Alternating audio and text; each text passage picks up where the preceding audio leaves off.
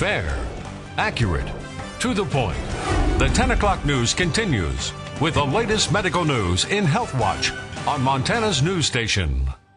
Doctors first performed it in 1960. Now it's done 250,000 times each year in the U.S. In tonight's Health Watch, Dr. Brad Picard gives us the lowdown on hip replacements.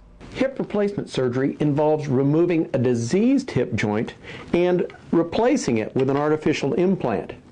I've asked Dr. Gary Wilstein for the latest on one of the most important surgical advances of the last century. Well, the biggest reason people get their hips replaced is because of pain. And pain is typically in the groin, sometimes in the buttock, but people will also feel it down into their thigh and sometimes to their knee. It can be a tough decision to make to have your hip replaced and knowing when to do it.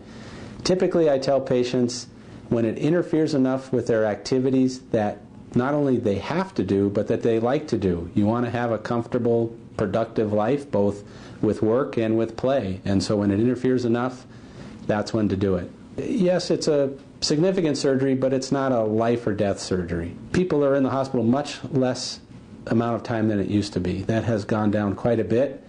Nowadays, we try to have people out of the hospital within about 2 days after their surgeries. Typical recovery before you're back to full speed is about 3 months. We used to say hip replacements last about 15 years, but with our newer materials, we think they're going to last about 30 years. Bottom line, for us baby boomers trying to remain active, joint replacements may become as common as iPods are to teenagers. For Montana's news station, I'm Dr. Brad